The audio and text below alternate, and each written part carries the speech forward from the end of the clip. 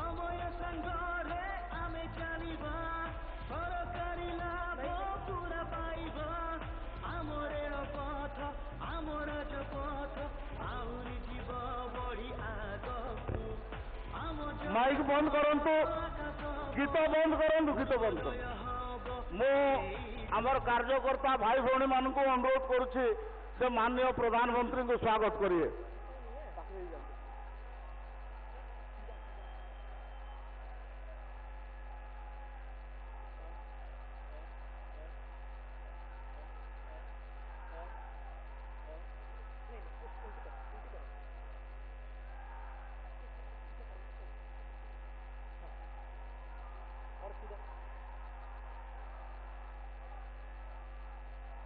समस्ते बसीजा समस्ते बसीजा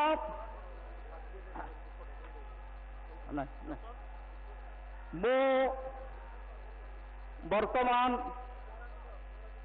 श्रीमती सुषमा पटेल को अनुरोध करुछि से माननीय प्रधानमंत्री को उपढौकन देवे। आमर जिला तरफ बटकिशोर मिश्र जिला सभापति से माननीय प्रधानमंत्री को उपढौकन देवे।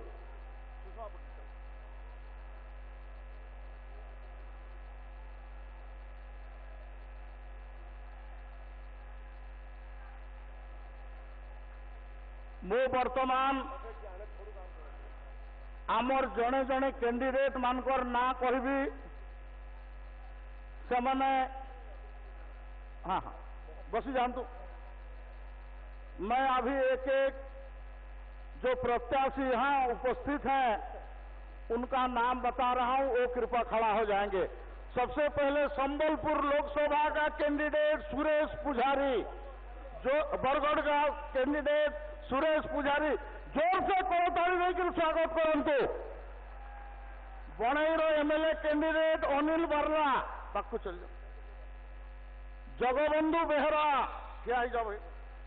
रघुनाथपल्ली निहार राय राउरकेला, शंकर ओराम बिरमित्रपुर, नरसिंह मिंज राजगांगपुर, भवानी भई तलसरा, कुसुम टेटे सुंदरगढ़, राधा रानी पंडा ब्रजराजनगर, दिनेश जैन झारसुगुड़ा, रवि नायक कुचिंडा मो सुंदरगढ़ लोकसभा प्रार्थी आपणकर प्रिय प्रार्थी।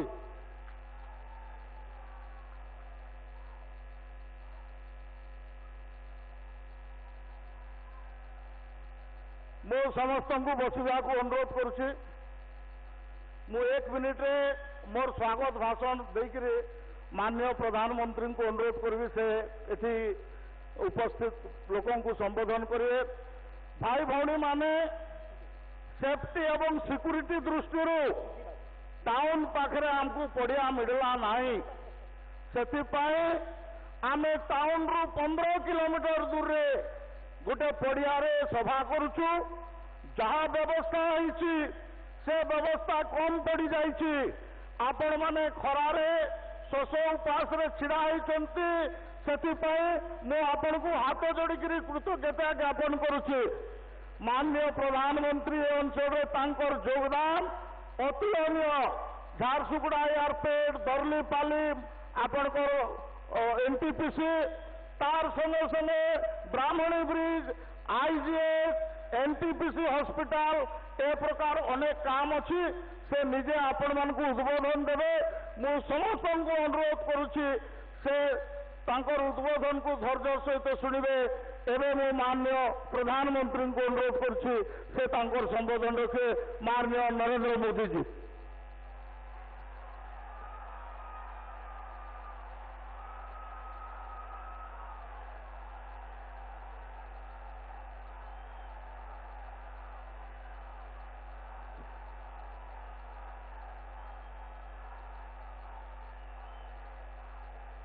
भारत माता की,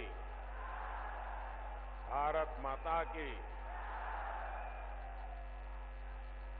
मोर सुंदरगढ़िया भाई बहन माने, मां मौसी माने, सबको जोहार। सुंदरगढ़ मां शिखरवासिनी के गढ़ पुण्य भूमि पादोदय शिवालागी मुझ निज के ध्यान मोने करू छे।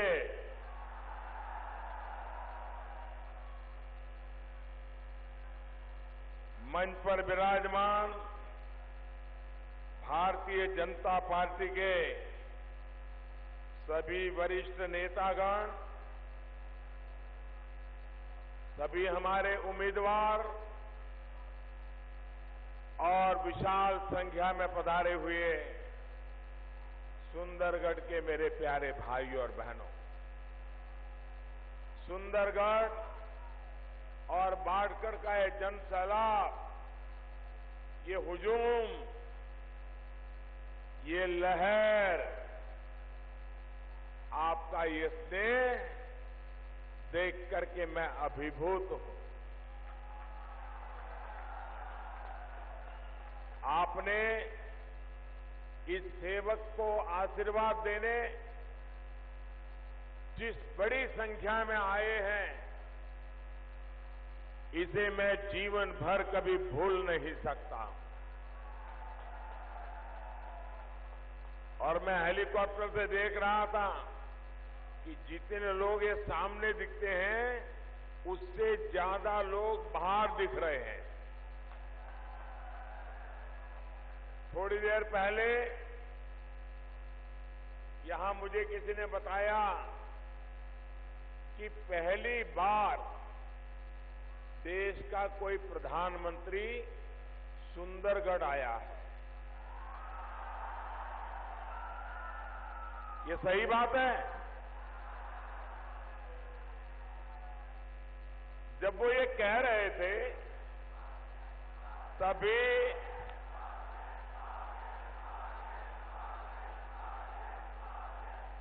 तभी मैंने उनको बीच में ही रोक दिया और मैंने जरा टोक दिया। मैंने कहा कि सुंदरगढ़ में कोई प्रधानमंत्री आज भी नहीं आया है। आज भी जो आया है वो तो उड़ीसा का प्रधान सेवक आज अपने मालिकों से आशीर्वाद लेने के लिए आया है। साथियों, आज से नवरात्र का पावन पर्व शुरू हो रहा है। मां शिखरवासी, मां समलेश्वरी, मां मणिकेश्वरी की धरती से उड़ीसा और देश को नवरात्र की बहुत बहुत शुभकामनाएं देता हूं। भगवान बिरसा मुंडा, श्री माद्री कालो, वीर सुरेंद्र साई, वीर निर्मल मुंडा और आमको सिमको के हर शहीद को मैं नमन करता हूं। देश की रक्षा सुरक्षा में जुटे वीर जवानों और नक्सलियों, माओवादियों, आतंकियों से देश को सुरक्षित करने वाले ओडिशा के हर जवान को भी मैं नमन करता हूं। भाइयों और बहनों, 2019 का ये चुनाव ओडिशा और देश के लिए, भविष्य के लिए बहुत अहम है। आप सभी को यहां विधानसभा में और केंद्र में किस तरह की सरकार चाहिए, इसका फैसला करना है। आपको ये फैसला करना है कि ओडिशा और केंद्र में ईमानदार और मेहनती सरकार चाहिए या फिर भ्रष्ट और फैसले टालने वाली सरकार चाहिए। आपको ये फैसला करना है कि ओडिशा और केंद्र में गरीब, आदिवासी, दलित, वंचित, पिछड़ा, शोषित हर वर्ग के परिवार का विकास करने वाली सरकार चाहिए या फिर वंशवाद, भाई भतीजावाद वाली सरकार चाहिए। साथियों, आपने दशकों तक देश में केंद्र में कांग्रेस सरकार के काम को देखा है। पिछले 19 वर्षों से आप उड़ीसा में बीजेडी की सरकार को भी देख रहे हैं। इन दोनों की तुलना में आपके सामने भारतीय जनता पार्टी की सरकार का कामकाज भी है। साथियों, आज ही भारतीय जनता पार्टी का स्थापना दिवस भी है। 39 वर्ष पहले आज के दिन सबसे बड़े राजनीतिक संगठन यानी हम सबके दिलों में बसी भाजपा का गठन हुआ था और इसका हम सभी देश प्रेमियों को गर्व है। बीजेपी इसलिए विशेष है क्योंकि ये पार्टी न तो धनबल से बनी है और न ही बाहुबल से बनी है और न ही ये बाहर से उधारी ली गई कोई विचारधारा से बनी है। साथियों, बीजेपी देश की जन जन की आकांक्षाओं में से जन्मी है और पली बड़ी है। भारत की मूलभूत इस मिट्टी की सुगंध के साथ ये उपजी है। भारतीय सभ्यता और संस्कृति में रची बसी है और भारत के सामर्थ्य का प्रतिनिधित्व करती है। हम परिवार पर आधारित नहीं और ना ही हम लोग पैसों पर आधारित है।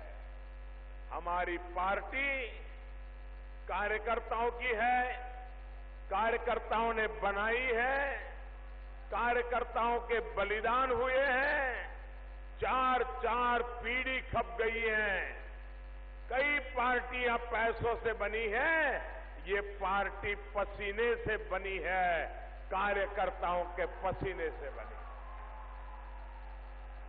जब जब देश में चुनौतियां आई है तब तब बीजेपी कार्यकर्ता सब कुछ छोड़कर न्यौछावर कर मां भारती की रक्षा में डटकर खड़े हुए हैं और संघर्ष किया है। जेपी आंदोलन के दौरान जनसंघ के रूप में लोकतंत्र की रक्षा के लिए आपातकाल के दौरान युवा शक्ति के रूप में बीजेपी ने कांग्रेस सरकार के दमनकारी और तानाशाही रवैये के खिलाफ लोकतंत्र को बचाने का काम किया। लाखों भाजपा के जनसंघ के कार्यकर्ता जेलों में रहे, 19 महीने जेलों में रहे। जब भारत की एकता और अखंडता पर सवाल उठा तभी बीजेपी एकता यात्रा के साथ देश को एकजुट रखने के लिए आगे आई। चरैवेति के मंत्र को लेकर हम चलते रहते हैं और अटल बिहारी वाजपेयी जी तो हमें कहा करते थे कि बीजेपी के कार्यकर्ता का एक पैर रेल में और दूसरा पैर जेल में रहना चाहिए। यानी बीजेपी का कार्यकर्ता लोगों की आवश्यकताओं को समझने के लिए जमीन से जुड़ा रहना चाहिए, लगातार भ्रमण करते रहना चाहिए। उसका एक पैर रेल के डिब्बे में होना चाहिए और दूसरा पैर विकास के जुड़े मुद्दों के लिए, जनता जनार्दन को न्याय दिलाने के लिए आंदोलन करे, संघर्ष करे, ताकि सरकार को उसे जेल में डाले बिना कोई चारा न बचे। और साथियों, ऐसा हुआ भी। मुझे याद है, मैं तो छोटा सा कार्यकर्ता था, गुजरात में था, राजनीति में नहीं था, लेकिन मैंने देखा था अनेक कार्यकर्ता, अनेक ऐसी बहनें छोटे छोटे बच्चों को लेकर के महीनों तक जेलों में समय गुजारती थी, क्योंकि सरकार के दमन चला करते थे। इस समर्पण से भारतीय जनता पार्टी का गठन हुआ। अगर केरल की तरफ नजर करें, आए दिन हमारे कार्यकर्ताओं की हत्या हो जाती है। वहां कोई सत्ता में हम बैठे नहीं हैं। बंगाल में आए दिन हमारे कार्यकर्ताओं को मौत के घाट उतार दिया जाता है। जहां आतंकवाद है, वहां भारतीय जनता पार्टी के कार्यकर्ताओं को मौत के घाट उतार दिया गया है।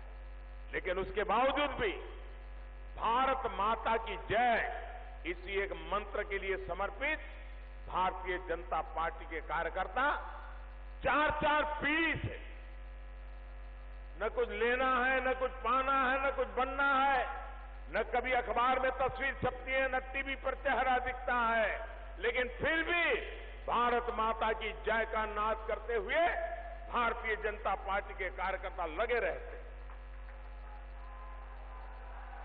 अपने इस लंबे सफर में अनेक बार बीजेपी के मनोबल को तोड़ने की तरह तरह से कोशिशें की गई, लेकिन पार्टी के निर्भीक और उत्साही कार्यकर्ताओं, उनके मनोबल को कभी कोई हिला नहीं पाया, डिगा नहीं पाया। आज बीजेपी का झंडा आज ऐसी जगहों पर लहरा रहा है जिसकी कभी किसी ने कल्पना भी नहीं की। आज नॉर्थ ईस्ट से लेकर भारत के चारों कोनों में भाजपा का परचम लहरा रहा है। देश भर में लोगों ने बीजेपी को गले लगाया है, अपने दिल में उतारा है। आज बीजेपी दुनिया का सबसे बड़ा लोकतांत्रिक संगठन है, लोकतांत्रिक दल है। आज सबसे ज्यादा दलित, पिछड़े, आदिवासी, ग्रामीण तबके के किसान, महिलाएं आज भारतीय जनता पार्टी से जुड़े हुए हैं। देश को कांग्रेस और कांग्रेस से निकली पार्टियों के सामने एक मजबूत विकल्प देने का काम भारतीय जनता पार्टी ने किया है। साथियों, बीजेपी युवा भारत की पार्टी है, एस्पिरेशनल भारत की पार्टी है। इससे किसान जुड़ रहे हैं, जवान जुड़ रहे हैं, नौजवान जुड़ रहे हैं, महिलाएं जुड़ रही हैं। अगर भारत की राजनीति में किसी दल ने विकास को मुख्य मुद्दा बनाया, उसे जन आंदोलन का रूप दे दिया, तो वो भारतीय जनता पार्टी है। इतने कम समय में इतनी तेजी से आगे बढ़ा दल, इतनी छोटी आयु वाला दल जिसने भारत की पूर्ण बहुमत की सरकार बनाई, वो है भारतीय जनता पार्टी। भाइयों बहनों, अटल जी ने कहा था, अंधेरा छटेगा, सूरज निकलेगा, कमल खिलेगा। आज जब मैं उड़ीसा की धरती पर आया हूं, तो मैं भी देख रहा हूं कि उड़ीसा में चाहे राज्य की सरकार हो, चाहे केंद्र की, कमल खिलना तय है। उड़ीसा की जनता ने तय किया है। कोई 5-7 साल पहले कल्पना भी नहीं कर सकता था कि यहां बीजेपी का डंका बजने लगेगा। आज मैं दावे के साथ फिर से एक बार दोहराता हूं कि ओडिशा में इस बार सबसे ज्यादा कमल खिलने वाले हैं। हमारी इस सफर में भारतीय जनता पार्टी की विचार यात्रा में, भारतीय जनता पार्टी की विकास यात्रा में, भारतीय जनता पार्टी की त्याग तपस्या की यात्रा में श्रद्धेय पंडित दीनदयाल उपाध्याय जी, कुशाभाऊ ठाकरे जी, अटल बिहारी वाजपेयी जी, लाल कृष्ण आडवाणी जी, जगन्नाथ राव जोशी जी, मुरली मनोहर जोशी जी, राजमाता सिंधिया जी, ऐसे अनेक तपस्वी कार्यकर्ताओं के मार्गदर्शन इस पार्टी को बनाया। और यहां हमारे उड़ीसा में भी किसी जमाने में देवेंद्र प्रधान जी, देवेंद्र महापात्र जी, विश्वभूषण हरिचंदन जी, विक्रम केसरी देव जी जैसे अनेक कार्यकर्ताओं ने अपनी तपस्या से पार्टी को मजबूत किया है। और आज की पीढ़ी भी पूरी ताकत से लगी हुई है और उड़ीसा में भारतीय जनता पार्टी का परचम फहरा रही है। मैं भारतीय जनता पार्टी के 11 करोड़ से ज्यादा सदस्यों को आज भारतीय जनता पार्टी के स्थापना दिवस पर आदरपूर्वक नमन करता हूं, उनके उत्साह का नमन करता हूं, उनके जोश को नमन करता हूं, उनके संकल्प को नमन करता हूं, उनके परिश्रम को नमन करता हूं और देश के लिए जीने मरने की उनकी भावना की प्रतिबद्धता को आज मैं आदरपूर्वक नमन करता हूं। अब उनके ही परिश्रम से देश में एक बार फिर पूर्ण बहुमत वाली सरकार बनने जा रही है। बीते 5 वर्षों में हमने देश को ये दिखाया है कि जब कांग्रेस कल्चर से मुक्त पूर्ण बहुमत वाली सरकार चलती है तो उसका मतलब क्या होता है। भाइयों और बहनों, भारत अब आतंकियों को घर में घुस करके मारता है। मारता है कि नहीं मारता है? आप खुश हैं? आतंकियों को अब ऐसा ही जवाब देना चाहिए कि नहीं देना चाहिए?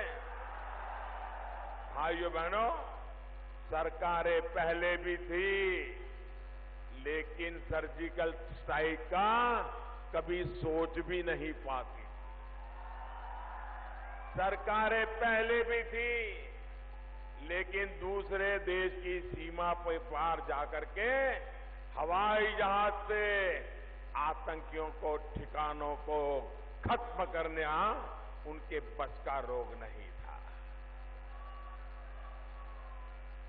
ये बदलते हुए भारत दिनों दिन मजबूत होते भारत का प्रमाण है। आप मुझे बताइए, देश मजबूत होना चाहिए कि नहीं होना चाहिए? मजबूत भारत के लिए मजबूत भाजपा होना चाहिए कि नहीं होना चाहिए? मजबूत भारत के लिए मजबूत सरकार होनी चाहिए कि नहीं होनी चाहिए? मजबूत भारत के लिए मजबूत ओडिशा होनी चाहिए कि नहीं होना चाहिए? मजबूत ओडिशा, मजबूत भारत के लिए कमल खिलना चाहिए कि नहीं खिलना चाहिए? पूरे उड़ीसा में कमल खिलना चाहिए कि नहीं खिलना चाहिए? हर विधानसभा में कमल खिलना चाहिए कि नहीं खिलना चाहिए? हर लोकसभा में कमल खिलना चाहिए कि नहीं खिलना चाहिए? साथियों, एक मजबूत देश, उसकी मजबूत सरकार ही अपने देश के भीतर की चुनौतियों को तेजी से समाप्त कर सकती है।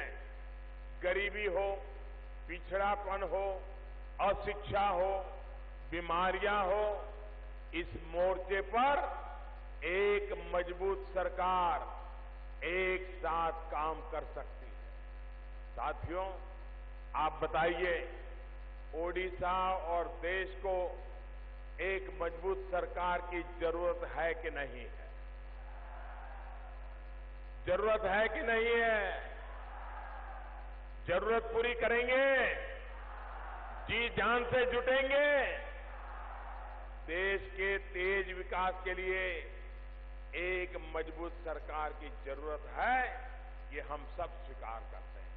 साथियों, सरकार ऐसी होनी चाहिए जो सबका साथ सबका विकास इस मंत्र पर चलने वाली, न कि जाति, पंथ, संप्रदाय और क्षेत्र के नाम पर भेदभाव करने वाली सरकार हो। भाइयों और बहनों, क्षेत्र के आधार पर जो भेदभाव ओडिशा की बीजेपी सरकार कर रही है, ऐसा ही इस प्रकार का भेदभाव कांग्रेस और उसके सहयोगियों दशकों से पूरे पूर्वी भारत के साथ किया है। यही कारण है कि उत्तर प्रदेश, बिहार, झारखंड, नॉर्थ ईस्ट, पश्चिम बंगाल और ओडिशा सहित देश का ये पूर्वी हिस्सा विकास की रोशनी से दूर रहा। ये आपका चौकीदार है।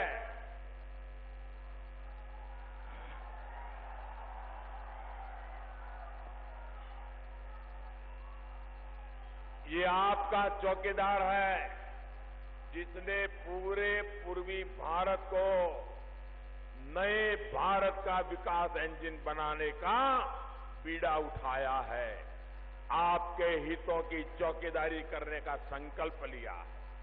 साथियों, ये संकल्प बड़े सपनों की बात, सबको सुरक्षा, सबको समृद्धि और सबको सम्मान देने की बात हम ऐसे ही नहीं करते, बल्कि अपने काम के आधार पर करते हैं। आपके पड़ोस में झारखंड है, छत्तीसगढ़ है। देश के आदिवासियों के विकास और जनजातीय हितों को ध्यान में रखते हुए ही अटल जी के नेतृत्व वाली सरकार ने इन दोनों राज्यों का निर्माण किया था। छत्तीसगढ़ तो बिल्कुल नया था, हिंसा से प्रभावित था। आज तुलना कीजिए 15 वर्ष बीजेपी के और ये 19-20 साल यहां के बीजेडी के। ऐसे ही झारखंड में आज विकास गांव-गांव तक पहुंच रहा है। सामान्य मानवी को हर प्रकार की सुविधाएं पहुंचना में तेज गति से आगे बढ़ रहा है। आज झारखंड के युवाओं को पलायन के लिए मजबूर नहीं होना पड़ता।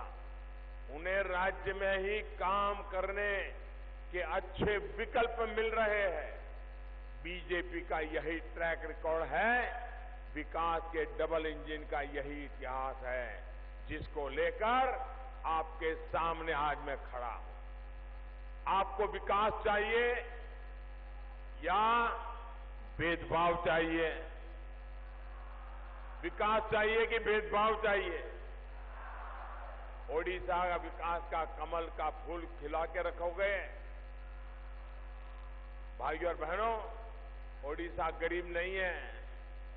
ओडिशा के लोगों में सामर्थ्य की कमी नहीं है।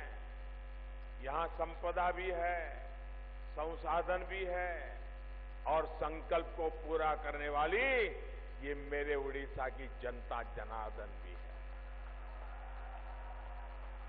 अगर यहां कुछ नहीं रहा है तो वो है सही नीति नहीं है और सही नीयत नहीं है। बीजेडी की नीयत सही होती तो किसानों को उनकी उपज की लागत का 1.5 गुना समर्थन मूल्य मिलता, जो चौकीदार ने तय किया है। अगर बीजेडी की नीयत सही होती तो यहां के करीब 50 लाख किसानों को जो हजारों करोड़ रुपए सीधे खाते में आने थे, उसको रोका नहीं जाता। बीजेडी की नीयत सही होती तो आयुष्मान भारत के तहत देश भर के अस्पतालों को 5 लाख रुपया तक का मुफ्त इलाज यहां के गरीबों को वो रुकता नहीं। बीजेडी की नीयत सही होती तो यहां के अस्पतालों का काम नहीं लटकता, अस्पताल बेहाल ना होते। बीजेडी की नीयत सही होती तो मोदी जो अब तक 8 लाख पक्के घर गरीबों को दे पाया है, उसकी संख्या उससे भी ज्यादा होती।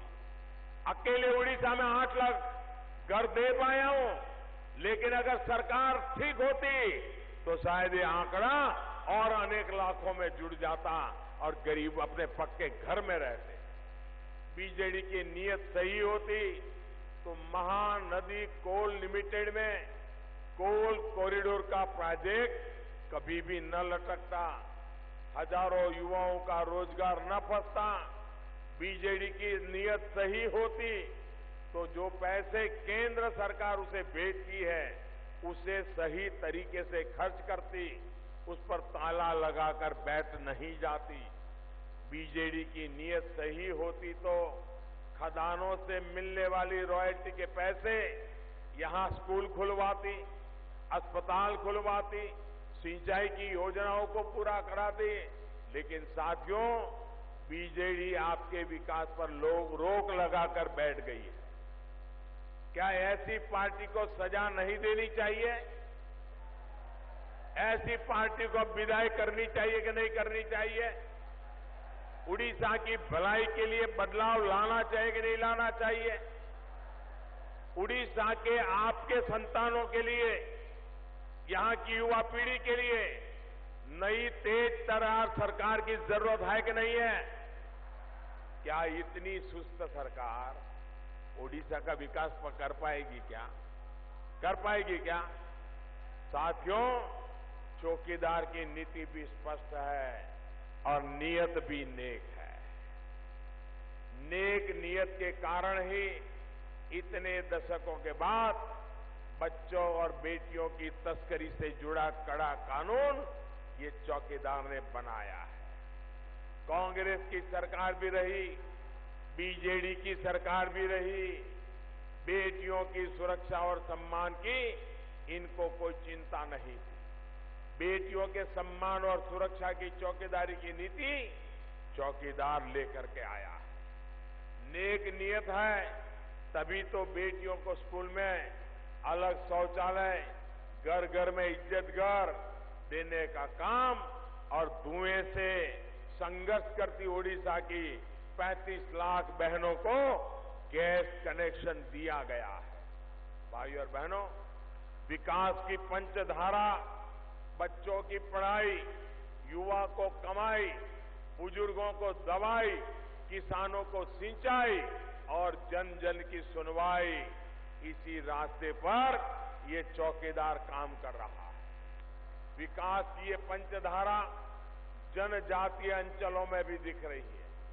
आपके इस चौकीदार ने देश को स्पोर्ट्स सुपर पावर बनाने का सपना देखा है। सुंदरगढ़ तो हमारी हॉकी की नर्सरी है, नर्सरी। 5 वर्ष में आपने भी देखा है कि हर खल में भारत का प्रदर्शन कितना सुधरा। खेलो इंडिया जैसा एक बहुत व्यापक अभियान देश के कोने कोने में प्रतिभा को पहचानने के लिए हमने चलाया है। हमारा प्रयास कि अपने जनजातीय युवाओं को खेलों की अधिक सुविधाएं दी जाए, इसलिए इसके लिए हर आदिवासी बाहुल्य जिले को आने वाले वर्षों में 5 करोड़ रुपए तक की सहायता का प्रावधान किया गया है। इसी तरह बच्चों की पढ़ाई के लिए एकलव्य मॉडल स्कूल खोले जा रहे हैं।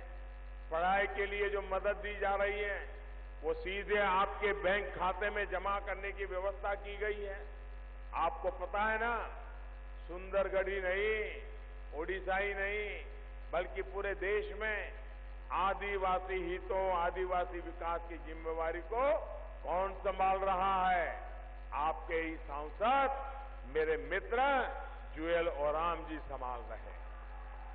साथियों, एक तरफ आपके इस चौकीदार के प्रयास है और दूसरी तरफ कांग्रेस और बीजेडी का इतिहास है। इनके लिए दलित, आदिवासी, पिछड़े सिर्फ एक वोट बैंक है, वरना क्या कारण है कि ओबीसी कमीशन को संवैधानिक दर्जा देने कर सशक्त करने का काम भी मोदी को ही करना पड़ा। कांग्रेस इतने वर्षों तक ये काम क्यों नहीं कर पाई? कांग्रेस की ये नीति रही है कि लोगों को जात पात के जंजाल में उलझाए रखें ताकि वो सवाल न पूछ पाए। यही कारण है कि देश से और ओडिशा से कांग्रेस साफ हो रही है। बरसों तक कांग्रेस में काम करने वालों को अब कांग्रेस पर भरोसा नहीं बचा है। इसकी एक वजह भी ये भी है क्योंकि इसके स्वार्थी नामदार ने अपने स्वार्थ के लिए देश को दांव पर लगा दिया है। आपका ये चौकीदार आतंकियों और नक्सलियों, माओवादियों को सबक सिखाने में जुटा है और कांग्रेस इनको आश्रय देने वालों को बचाने में लगी है। चौकीदार देश के सपूतों के सम्मान के लिए मैदान में है, कांग्रेस देश के हितों के खिलाफ काम करने वालों के सम्मान में मैदान में है। आपका चौकीदार पाकिस्तान के आतंकी ठिकानों पर स्ट्राइक करता है, कांग्रेस जवानों के विशेष अधिकार को ही हटाने में जुटी है।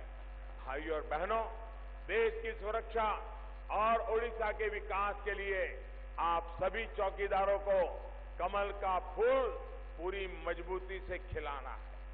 आप कमल खिलाएंगे, चौकीदार को मजबूत करेंगे, तो बोलिए मेरे साथ, मैं कहूंगा मैं भी, आप भी बोलिए चौकीदार, मैं भी, मैं भी, मैं भी। गली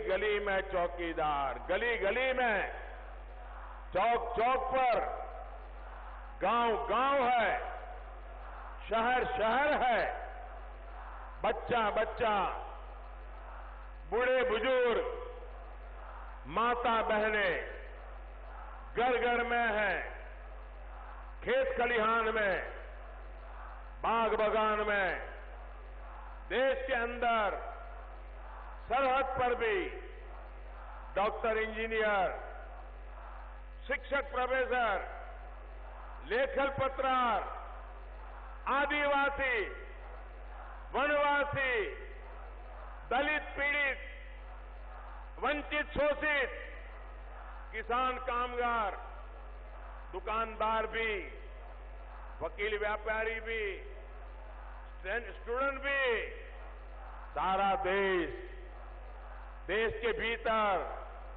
सीमा पर भी आइए 125 करोड़ चौकीदार मिलकर के देश के उज्जवल भविष्य के लिए आगे बढ़े। बहुत बहुत धन्यवाद। भारत माता की। समस्ते छिड़ा जोर करताली देकरी प्रधानमंत्री को विदाय देवा। समस्ते छिड़ा करताली देकरी माँ मने हुए देकरी समस्ते प्रधानमंत्री को आमर स्टेज रू विदाय देवा।